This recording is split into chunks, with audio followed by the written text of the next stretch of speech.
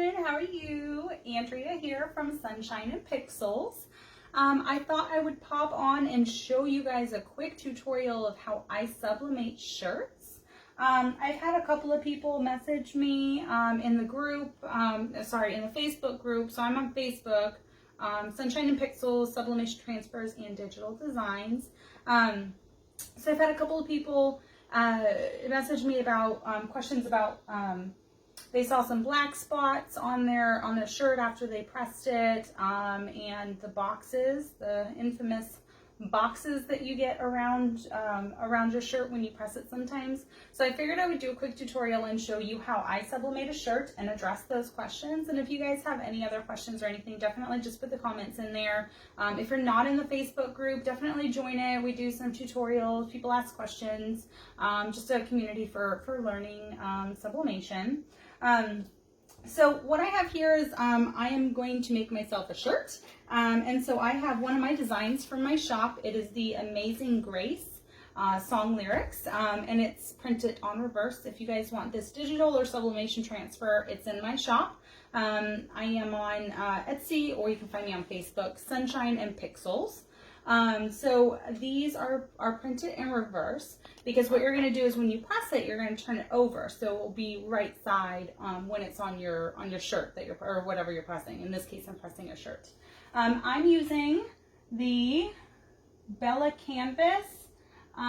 It is their cotton poly blend, and I'm using the white marble because their marble colors are 91% polyester. So the higher polyester you have, the better. And obviously you need white to sublimate. If you didn't know that, you need white to sublimate, or just like a light color, like a really light ash color, like a really light gray, or like an off-white or something like that.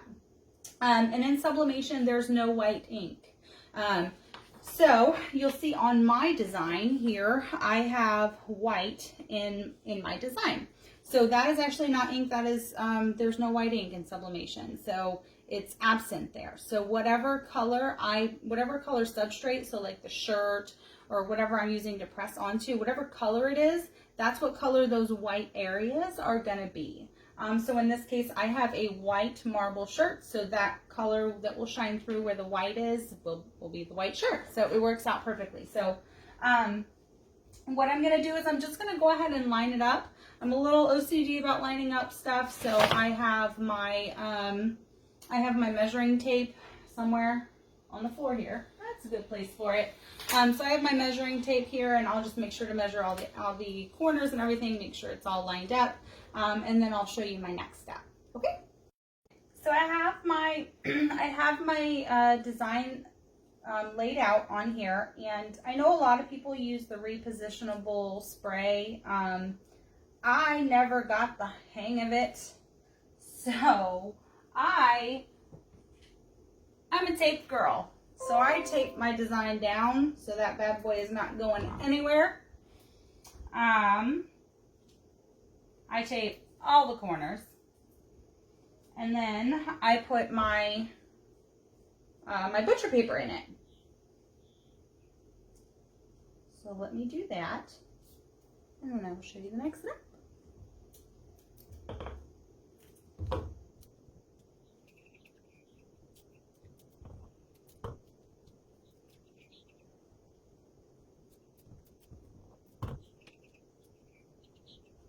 Okay, so I have it all taped down. I got 1, 2, 3, 4, 5, 6, 7, 8 pieces of tape on there. I make sure it is not going anywhere, because I don't want to have to redo that. And I did not, oh yes I did, I cut my paper. Here it is. Sorry. Oh, I dropped one. Okay, so I have my 3 pieces of butcher paper here. I buy a big roll from Costco, and it's like 20 bucks. You go through a lot of this if you sublimate, because you need 3 sheets for every time that you press. So some of you guys had asked me, why am I getting black spots or spots on my shirts when I'm pressing it? And from what I've been able to tell is probably because you're not using butcher paper. You may be using a Teflon sheet. So butcher paper, what it does is when you press a shirt, the ink heats up and releases a gas and dyes your fibers. Well, those gases can also seep through onto your Teflon sheet, onto your heat press, onto the back of your shirt. It can go all the way through to the back. So that's why we just try and protect our equipment by doing these pieces of butcher paper. So I do one piece of butcher paper on the very bottom. So just like that. I do one sheet inside the shirt, and then I do one sheet on top of the shirt. I don't use Teflon because I was finding it was kind of burning it for whatever reason. I think it's probably because Teflon actually kind of holds in the moisture a little bit. I could be completely wrong with that, but I was getting scorch marks on it, so sometimes, but I just stopped using it. And since I've switched to just using butcher paper, it's been a lot better. So I'm just going to put my butcher paper inside.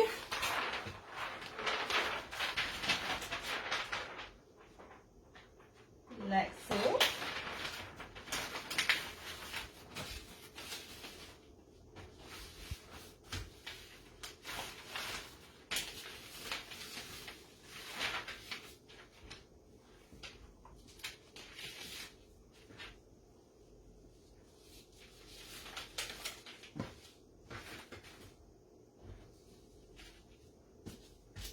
Make sure it's all nice and flat. And I know my design's not going anywhere because I got 8 pieces of tape on that thing. So let's see here. All right, so I've got it in there. So now I'm going to put this on my heat press. So I just pick it up by the pieces of paper here, so by the edges of the paper, and I lay it right on down. Make sure the back doesn't have like any creases in it or anything, because when you press polyester, especially at these high temperatures, you're going to make permanent creases, and so you don't want to do that. So, did not get up this paper. So, one thing to address with permanent creases. Glad I said that because it reminded me. So the other thing that you guys mentioned were you were getting like the squares around here. So what I do to avoid that is I actually rip the edges of the paper. So you'll notice that I have the edges of the paper. Let me see if I can show you. I rip the edges of the paper with my hand. I don't cut because cutting it gives you, I'm sorry, I'm probably making everyone like motion sickness over here. Okay. So cutting it actually gives you those hard edges, and you want the softer edges. So try ripping it if you're getting the box around there, because once you get the box, it doesn't come out from what I can tell. I've tried everything. I've seen people say that they like rub it with like a cotton sock or something. They stretch it right away. I've tried that. For me, it just didn't work. For others, maybe it has, but the best way is just to do things to try and avoid it, so you don't have to do all of that. So rip the edges of your paper. The other thing is just decrease your pressure, maybe like 1 notch, like 1 turn.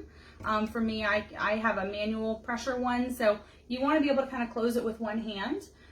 So like light to medium pressure. You may, if you're putting some muscle into it to close that, you may have it a little bit too high. So, all right, so now I've got this on here. So the other thing I want to talk about is ghosting. So ghosting is when your substrate has been pressed and your transfer is hot and the gases are heated up and they've dyed your shirt. So as soon as you open your heat press, you want to take that sheet off in one fell swoop. You don't want it to move at all. Any movement will give you like a little bit of a shadow on whatever it is you're pressing. And with tape, it's a little bit harder because you're kind of fighting the tape. So that's why a lot of people like the repositionable tape or a repositionable spray. But for me, I have carpet in my craft room up here, and I was getting it everywhere. I'm just not good at repositionable spray. I was ruining transfers. I just never got the hang of it. If you do, fantastic. Maybe you can give me some tips, because I had what they call a sticky box where you used it. It just wasn't working for me. Everybody has a different way. This way just works for me. So I tape it down, I put my hand on it, and then I just literally, I actually take the tape back off before I even press it. Because I'm holding it down, this is not, this transfer is not going anywhere. So I take it off, stick it all to my hand. And that way you're not fighting the tape when you're trying to get this off when it's hot. Because again, you're trying to avoid the ghosting. So I kept my hand on it the entire time, so that didn't move at all. And now I'm going to put my butcher paper on top, trying not to move that transfer. Okay, and now I'm going to press it. So I am pressing at 400 degrees for 45 seconds. That's my time and temp. And let me check my temp.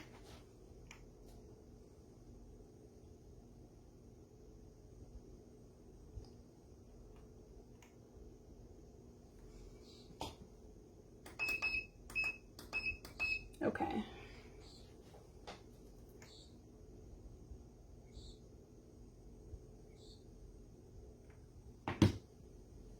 All right, so I'm gonna wait for it to warm up just another minute because my heat press seems to fluctuate between 10 to 15 degrees. Normally it's hotter.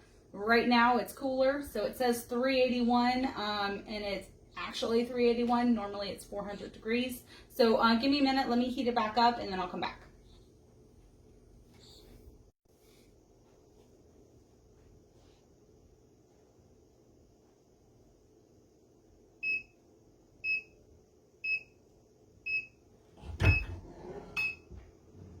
Okay, so heat press is done.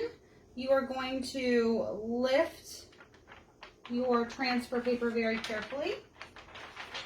Hold on. Sorry. Okay. Lift your transfer paper very carefully, and then so what I do is I stick my finger on here so that the rest doesn't move, and then just pull it off in one fell swoop and stretch it out a little bit. Looks great. Look at that. These sub so well. They do. The color just is beautiful on these because it's such a high poly content. And let me show you.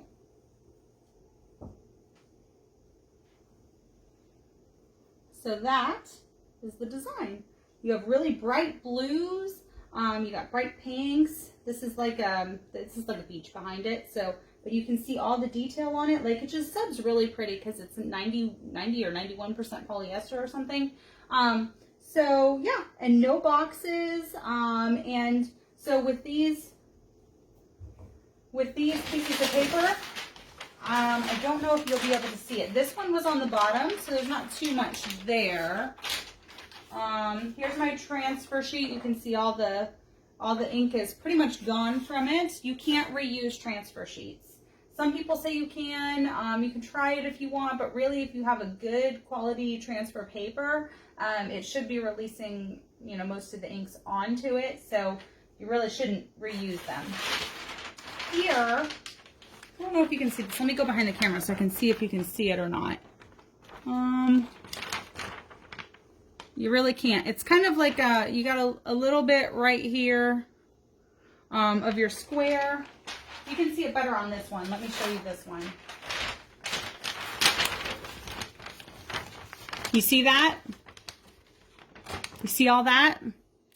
So with this one, I probably should have dried my my press or my transfer a little bit longer since I got so much on there.